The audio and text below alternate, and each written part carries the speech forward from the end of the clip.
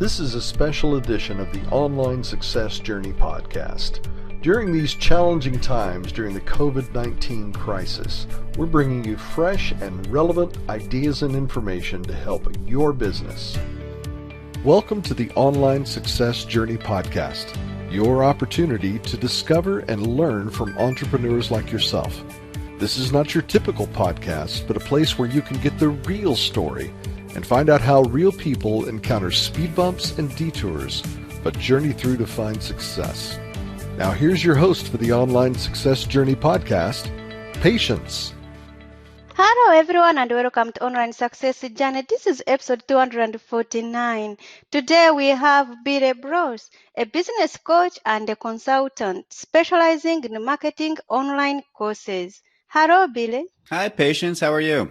I'm okay, thank you. I know the clan is anxious to hear your story, so let's get started with the basics. Can you tell my clan a little bit about your background, about what you did before you started your own online business? Yeah, absolutely. Yeah, so as you mentioned, what I do today is work with online course creators, and I've worked in, over 50 niches now. Some really interesting ones too. Everything from productivity to 3D printing to raising goats in your backyard, of all things. It really covers a broad spectrum. But I got started in this actually selling my own courses in another really unusual niche, which was beer brewing. So how to make beer at home.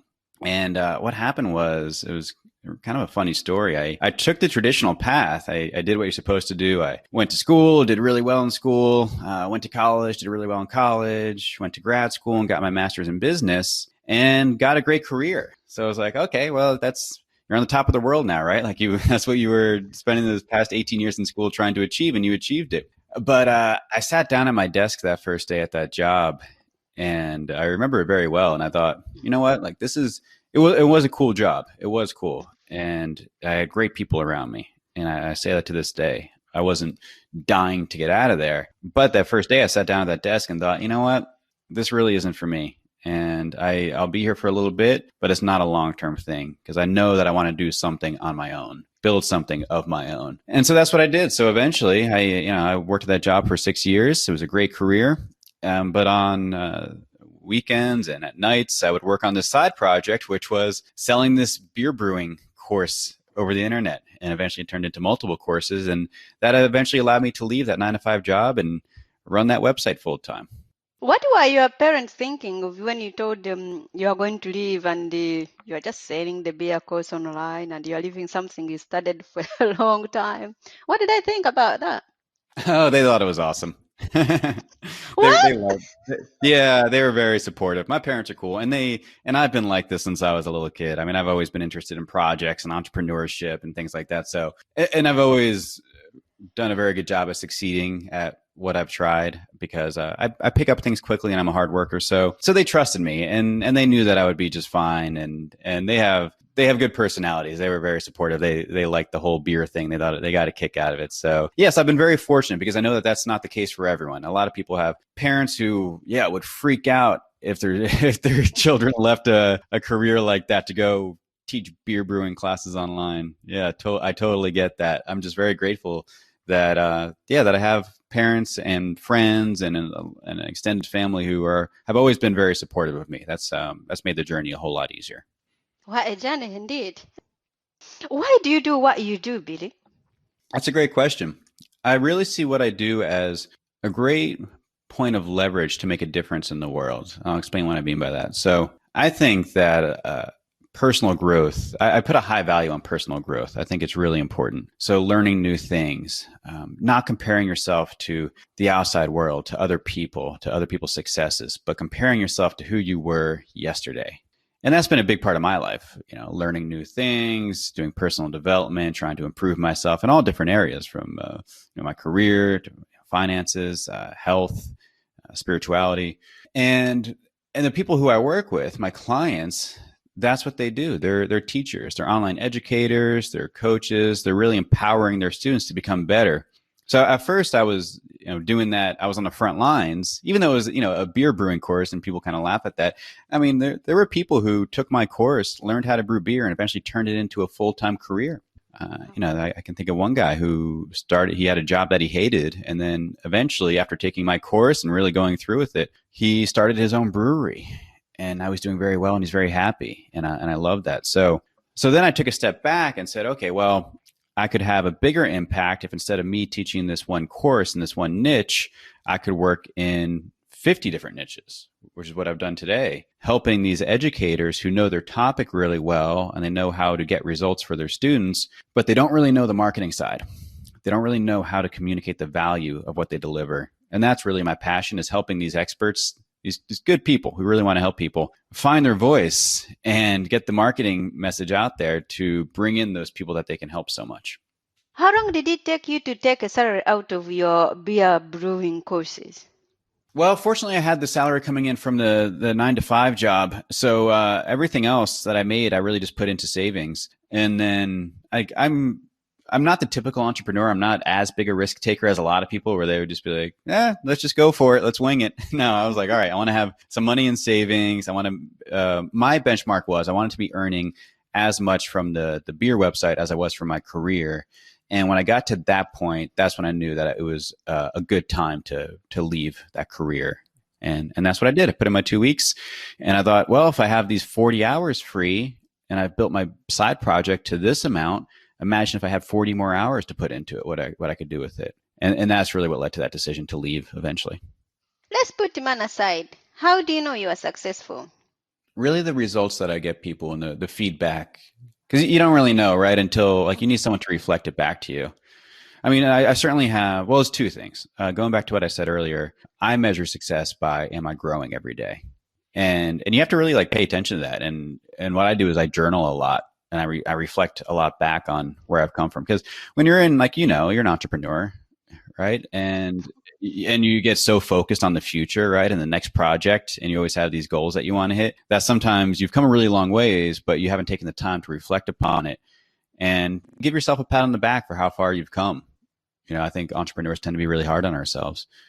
So the self-reflection is a part of it. And that's how I judge success, by one measure. And then also the feedback that I'm getting. So are my clients getting results? Are they succeeding in their business? Are they making more money? Are they spending less time on their business? Are they finding more peace and happiness in what they're doing? So I'm very big on collecting feedback from them. So I'd say those two things are the big barometers. But can anyone be an entrepreneur, or are some people more cut out for it than others? Totally. Yeah. And I don't think I think there's this message out there that's not too healthy. That's, hey, if you're not an entrepreneur, you're a loser, right? You've probably seen that before. It's that's essentially what they're saying. Hey, it's cool to be an entrepreneur. And if you're not, what are you doing? Why are you working for someone? I mean, my sister, for example, she's very high up in her company. It's a big company, publicly traded, billions of dollars. And she's very high up in a marketing position. And she's really good at what she does. And she likes what she does. And I wouldn't call her a loser. I don't think that she should be an entrepreneur. She doesn't really want to be one. So I don't think everyone is meant to be one. And I think what's important is not that everyone's an entrepreneur. I think what's important is that you have self-awareness. And I could have very well, if I didn't have this entrepreneurial itch, I wanted to be in the military. When I was in high school, that was a thought that I had. I thought it was really cool. I wanted to be I thought about being in the Navy and being either a doctor or maybe a pilot. But I couldn't, because that's such a big organization and there's so many layers of bureaucracy that I would have felt stifled. I know I would have. I felt stifled in that job, and there was only one layer above me, right? It was 15 employees and there were 3 owners. And I felt trapped. So I have that personality trait that I don't like being in a system where I'm contained like that. I don't like having a ceiling over my head, and not everyone has that. So I think the most important thing is being self-aware and finding what works for you. And it's totally fine to work for someone else. That's important. How is your business pivoting in this time of COVID-19? Yeah, well, I know it's really hard out there, and God, it really breaks my heart to see other people suffering from this, and not just from the virus, but the job losses and the economic devastation. But fortunately, I'm in an industry that's doing really well right now. And anytime there's a crisis, there's always opportunity, and there's always a chance to shine in a certain area and be there to fill in that gap. And so online courses, online education, they're just thriving right now. So we're really staying the course, no pun intended. But what we are doing is, myself and my clients, we're stepping up our game, because now way more people are getting into online education. It used to be sort of a fringe thing, like only certain people like would take online courses, but now everyone's taking online courses, and the product has to become better. The product of the online course, of online education. So we're seeing upgraded video content, worksheets, assessments, tracking progress, more support, more hand holding, instead of, hey, you bought the course, go through these 10 modules, see you later, right? More like, hey, let me walk you through these 10 modules, and then come to this weekly Zoom call with questions if you need any help, if you get stuck on anything.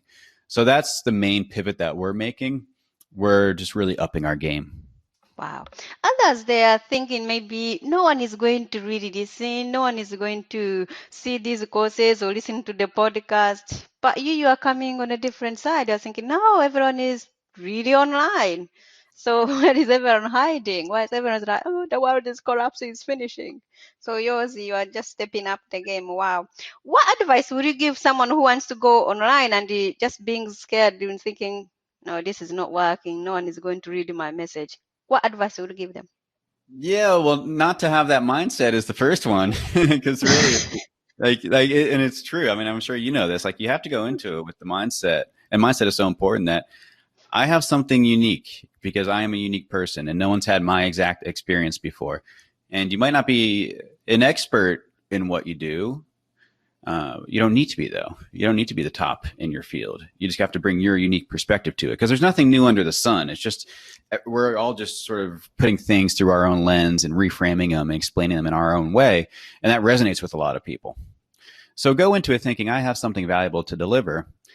And my biggest piece of advice is just hit publish. Just hit publish every day. Don't worry about the results. Don't worry about the results of hitting publish. Worry about the fact that you hit publish in the first place and you did it consistently. And if you do that and you show up consistently and you give and give and give before you ask, and you build up an audience, because you will build up an audience if you do this, then you'll be in a really good position to sell a product, versus what a lot of people do, which is don't hit publish at all, don't build a following, don't post any content, go record a 15 module beautiful video course and spend 8 months doing it, and then come out of your basement like, hey, who wants to buy this? But then there's no one there. What have you learned from business as a whole? Yeah, so consistency is really important. So the whole 80% of success is showing up. That's totally true. And you have to build those systems into your business. You can't just do it with willpower. So really, like, productivity is really important. Productivity, systemizing, streamlining things. That's a big one. And then also getting feedback from your market, listening more than you talk, hearing people's pain points, hearing their problems, and finding solutions for them. Talk about that some people are not fit to sell online courses. What do you mean?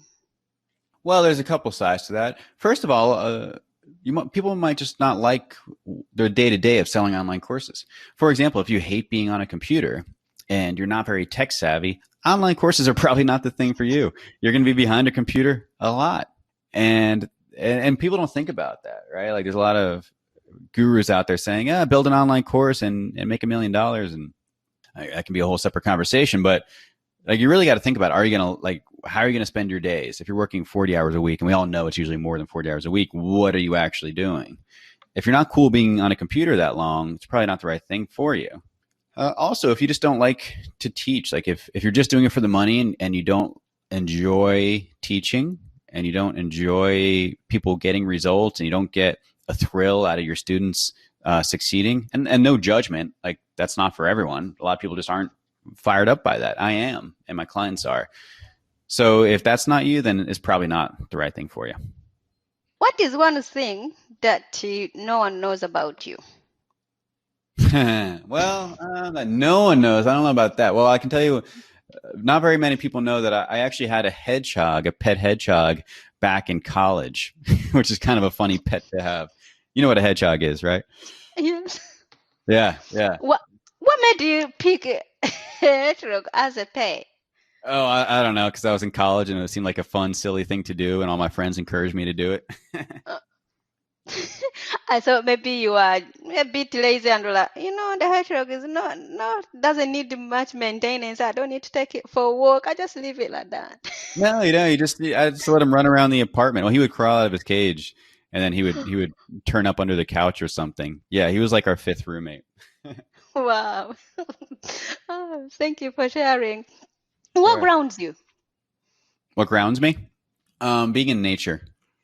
Yeah, I'm definitely an introvert, which surprises people because I'm pretty outgoing too, but I'm an extroverted introvert. I like to recover on my own. So I love going to conferences, back when those existed, like marketing conferences. Hopefully they come back. But like after a 2 or 3 day conference, I need to go out and be in nature. So for me, it's usually being near the water because I've always been near the water my entire life. And right now, like as we were talking about before, I'm near the beach here in Los Angeles. So yeah, that's what really keeps me grounded, being in nature.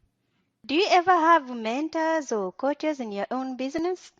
Tons of them. Tons of them. Mentors on an official level, like that I've hired, and mentors from a distance that I've never met, but I just studied their work, and then more informal ones. I'm in a great group here in Los Angeles of entrepreneurs, and there's some very wise, older, very successful people who are great mentors to me. So absolutely. I mean, I'm a mentor myself. I'm a coach. I coach clients, and it would make much sense for me to not have a coach of my own, right? What is the most valuable thing your mentor or coach has told you? Oh, that's a good one. When it comes to there's a lot of different facets that coaches have helped me with. A big one that actually multiple people have told me is that building a business, when it comes to building a business, it's actually really boring to make a lot of money from your business. And what they meant by that, it goes back to what I was saying about systems and about like streamlining things. And a business is really a collection of systems. So a lot of entrepreneurs like jump from one thing to another, the whole shiny object syndrome, because that's exciting, but it's tough to grow a business that way. A business needs to be consistent. It needs to do like a pretty similar thing every day. And that's what those mentors meant when they said building a really profitable business is boring, is that you have to balance like the creative side with the systems and consistency side of things, if that makes sense. What do you think the future for the online educators? Oh, it's a great future. It's a great future if you keep innovating and you keep up with the market. So I think that we're going to see more free content, which it's always out there, more YouTube videos and free tutorials, things like that. But we're also going to see more premium content too. So my clients are raising their prices, but in exchange, they're delivering a much better experience, a much better product. So that's what I would say. I would say the future is going to be more premium online schools in different niches, so more fragmentation and just going deeper into those niches and taking their students deeper beyond just the first course, but to their second and third and fourth course, and maybe even something like a coaching program. What is the most valuable thing you have ever given away? I like to think that it's my listening ability. I think that's a gift, being able to really listen to someone, and I do this through coaching.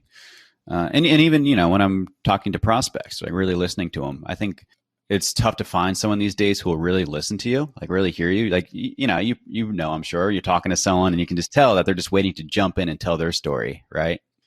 So it's rare to find someone these days who really listens to you. So I like to think that that's a gift that I give to people where when someone's talking to me, like I'm not thinking about my upcoming lunch or like my phone or anything like that. I am tuned in, hearing what they're saying and trying to put myself in their shoes to really empathize with what they're saying. So I think it's a valuable gift that anyone can give to anyone. Let's talk about your business. Tell us more about it. Sure. Yeah. So I'm a business coach and consultant, mainly working with online educators. So subject matter experts or coaches or creators, YouTubers, bloggers who sell some kind of educational product, be it a course or a coaching or a mastermind. And I really help them craft the messaging to attract really high quality students and get them to pay for the program. What types of clientele do you take on? It's mainly course creators who are already established. So I don't really help with launching your online course. But if you have something out there and it's not selling as well as you know it could, then I'm your guy. Well, I was thinking like, oh no, I only gone with a 5 and the 780 and above figure. That's what I was looking for. Okay. Right. Where can we find your course? How can we connect with you? Yeah, so if you want to reach out, if you want some help, happy to have a chat. Easiest way is my website, billybross.com. Bross is spelled BROSS.com. And there's a contact form on there. You can reach out. And then I also have some free trainings on there as well.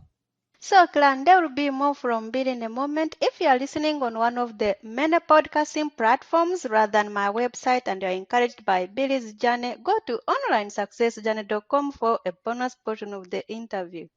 The Online Success Journey is a wonderful membership community built for people searching for the path to success. We are one big clan and you can be part of this community for free. Once you have joined the clan, click on part 2 of Billy's journey or over 200 plus other journeys that are available and learn how you can find the right path for your own online success journey. That's a wrap, clan. Remember, success is a journey. Patience and Billy. This is not the end of the journey. We hope you've enjoyed listening to part 1 and want to be sure you know there is a second part to this and every journey podcast at onlinesuccessjourney.com, filled with even more success tips, uplifting stories, and even a bit of fun. There are dozens of episodes only available to the members of the Online Success Journey clan. Check out the website and click on Join the Clan for more information. Patience would like to thank you for listening to this podcast, and she has a free audio gift for you at her website. Go to onlinesuccessjourney.com for instant access to this gift. Of course, you know that listening to the journeys of others helps each of us chart our own path. So make sure you're subscribed to be notified as each new interview is posted. There are so many ways to stay connected to the Online Success Journey and to listen in. And if you're enjoying the podcast, we appreciate your help in telling others. One of the best ways to share the benefit you get is to rate and review it at Stitcher and other sites by clicking the stars or completing the ratings form, by clicking thumbs up and leaving a comment on YouTube, or liking and sharing the podcast on social media.